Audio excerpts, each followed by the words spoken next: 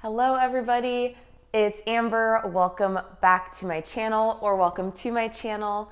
Today I am sitting down and I am giving you a 35-week pregnancy update. So it's been a little bit since my last update. Honestly, not because I haven't had anything to update you guys on, but I've kind of felt like I need to have my hair done and look cute and be wearing a cute outfit to film one of these. And then recently I was just like, you know what?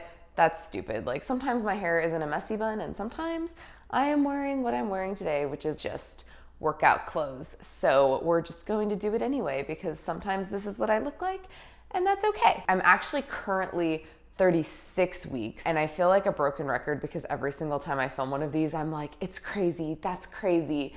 But it really is crazy to think that this will probably be either my last or second to last update video because we are definitely entering the period of time where it's like baby could come whenever. It could be in the next 2 weeks. It could be in 5 to 6 weeks. So if I disappear for a little bit, it's probably because I had a baby. Otherwise, you can maybe expect one more update from me. So anywho, I'm just saying it is kind of crazy that time moves that quickly.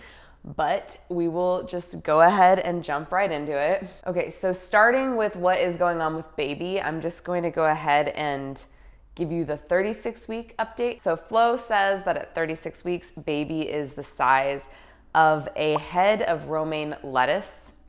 And Ava says that baby is the size of a large pizza. So, large pizza. I feel like that makes no sense. Every day, your baby is gaining about an ounce in weight. Hi, baby. So the longer she stays put, the more she'll weigh at birth. Most of her lanugo, lanugo, I don't know if I'm saying that right, but we're gonna go with lanugo. The soft hair that covered her skin has been shed and she's starting to lose the vernix that has covered her for protection. She swallows both, which contribute to the creation of meconium, the dark, sticky substance that compromises your baby's first bowel movements. At this point, their kidneys, liver, immune system, and circulation systems are all up and running. They're almost at a point where they can breathe on their own.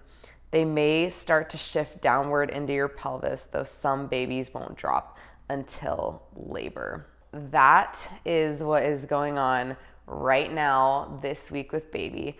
But going back to 31 weeks, I started to experience low back and hip pain, and it was getting pretty uncomfortable. It wasn't all day. Mostly I would notice it at night, and I'm sure it doesn't help that I do sit a lot of the day because I have a desk job. So I try to get up and walk around and move and things like that. But of course, that's not good even if you're not pregnant. But I'm sure being pregnant and having the extra weight pulling you forward probably just makes it extra tough on your body. So I was noticing that at night I was having really deep, sharp pain. Alex would try to massage my low back and it did not help because it almost felt like it was deeper than my muscles, which I don't know if that was it, but anyway. And so I also had my baby shower that week, and it was honestly, it was so tiny. It was complicated because my friends mostly live out here in Arizona, and then my almost entire family lives in California. And so it was well, do I do it here? Do I do it there? So we ended up doing it in California. So it was very, very tiny, but we got a lot of really, really sweet gifts. So that was nice. Moving on to week 32, I noticed that I was starting to feel emotional about random things. I wouldn't say that I've been super, super emotional throughout this pregnancy. Maybe a little bit irritable.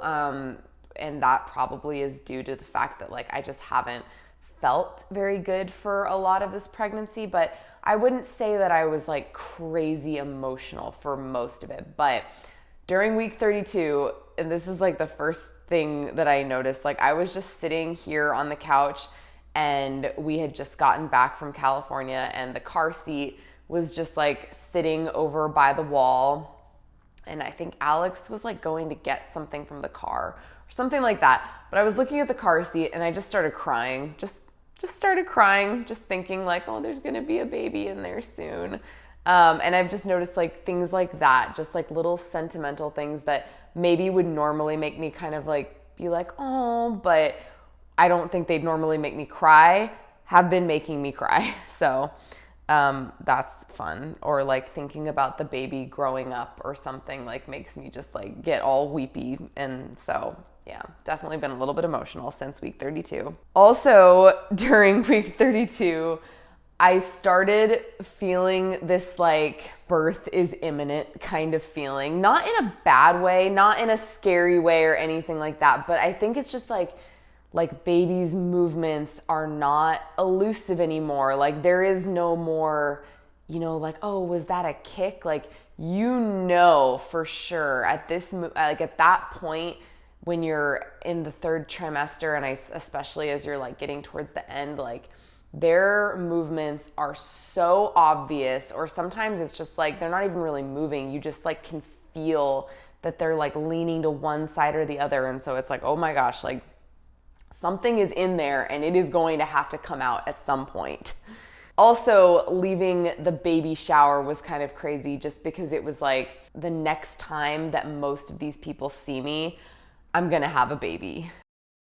I also had a chiropractor appointment that week for the hip and the back pain. And also, I don't know about this, but I've just heard like so many people talk about going to the chiropractor to make sure that your baby is like in the best position as possible. I'm actually not like really into chiropractic work. I used to see a chiropractor when I was experiencing like chronic low back pain, and I went every single week for I think a little bit over a month. I don't know. I'm not saying it doesn't work. Maybe it was like not the best chiropractor. I don't know.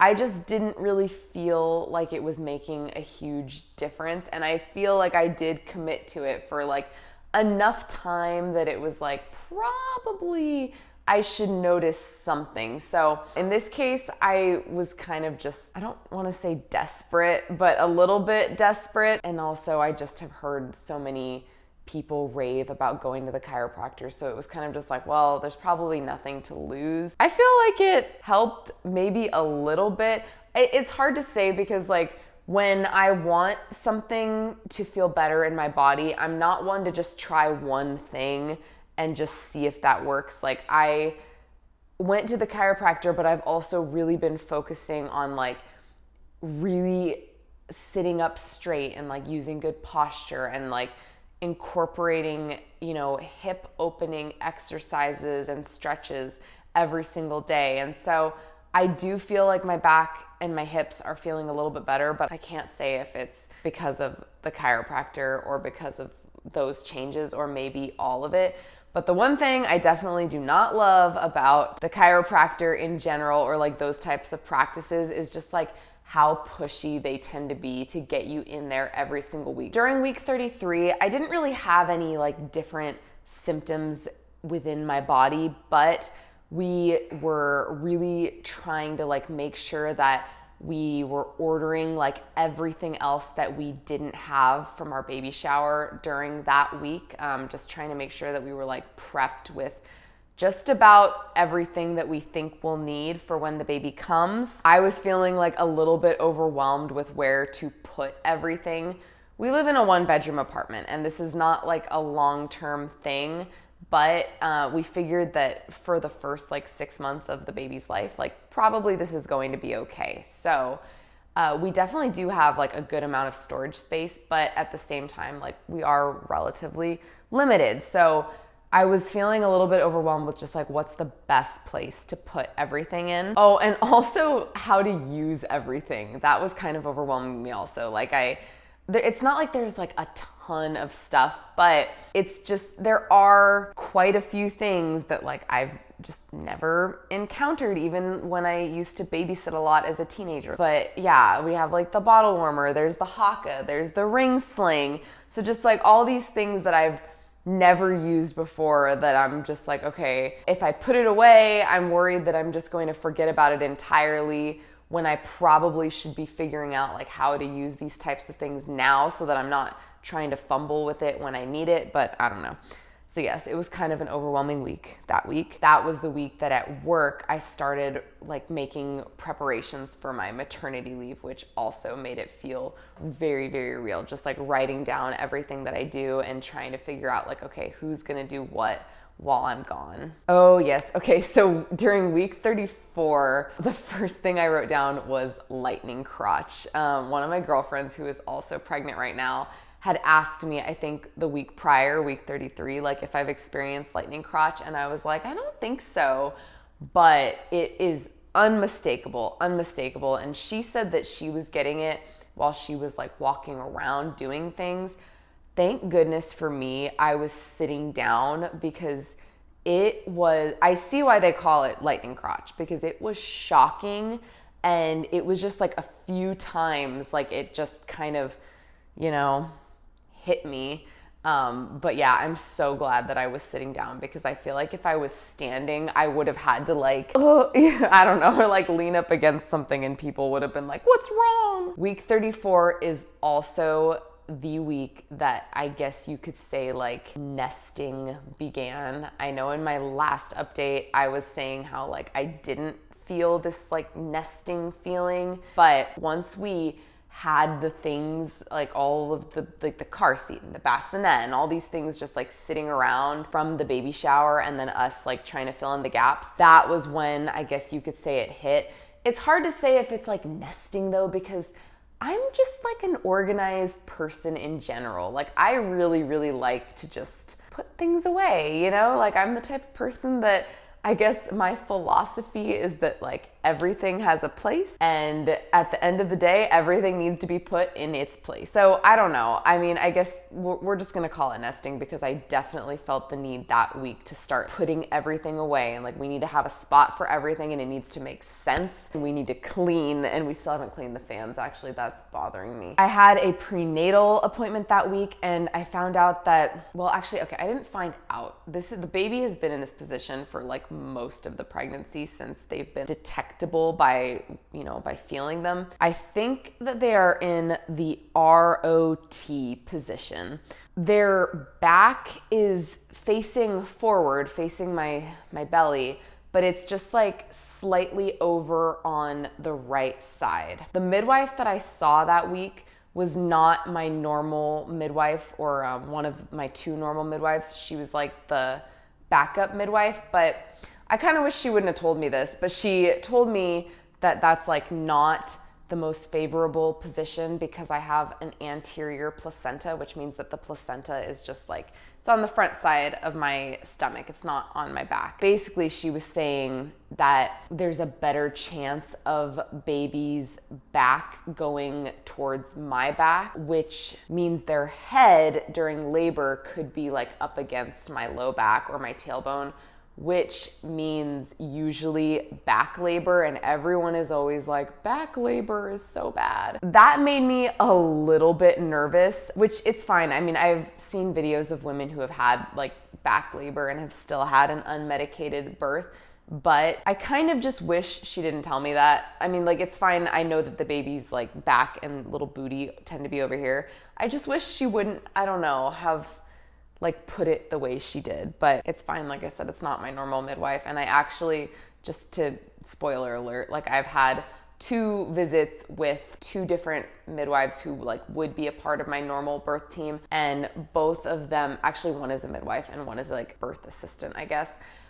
2 separate appointments, and both of them were like very, very reassuring that if baby's been in this position for like most of the pregnancy, then there's a really good chance that they won't move at all. So that did make me feel better. And then Alex and I also had a labor and delivery class that week, and it was like an all-day 7-hour crash course, but it was really good. And it was with my doula, so that was very informative. It was long, but it was good. 35 weeks, my biggest complaint was / has been that I just have this like really disgusting feeling in my stomach a lot of the time. And it's not indigestion and it's not nausea. I would describe it, or I think the best way I could describe it is like when you eat a really heavy meal, or just like something that just for whatever reason isn't sitting well with your stomach, but like a lot of the time. And I'm not eating heavy meals or anything like that. So just having this feeling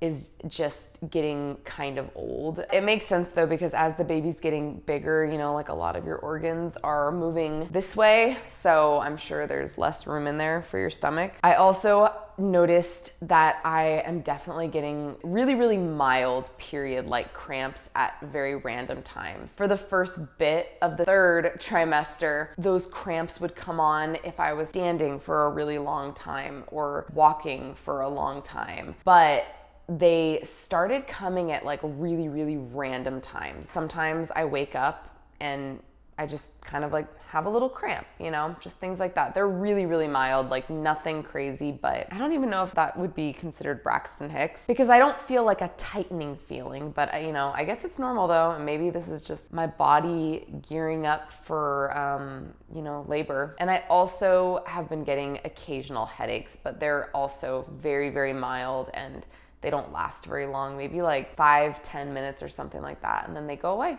The last thing, this is kind of like a 35/36 week thing, and that is that I have noticed that baby is getting low, because I definitely, not all day, but I feel like the pressure down there, and it's kind of like pressure combined with almost like a little bit of like a sharp feeling. It's not super painful, but it definitely kind of like I have to take a quick deep breath when I feel it. Like it's like, I had a prenatal appointment yesterday and one of my midwives was feeling around and she said several times like, oh yeah, your baby is like super, super low.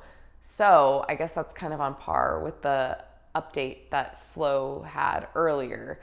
So they're definitely pretty low. I also, when they measure your belly, I've been measuring like a couple centimeters behind for the last like 2 or 3 appointments, but it's not like staying, like it's still, the number is still going up. It's just kind of consistently staying a little bit behind like where you're technically supposed to be.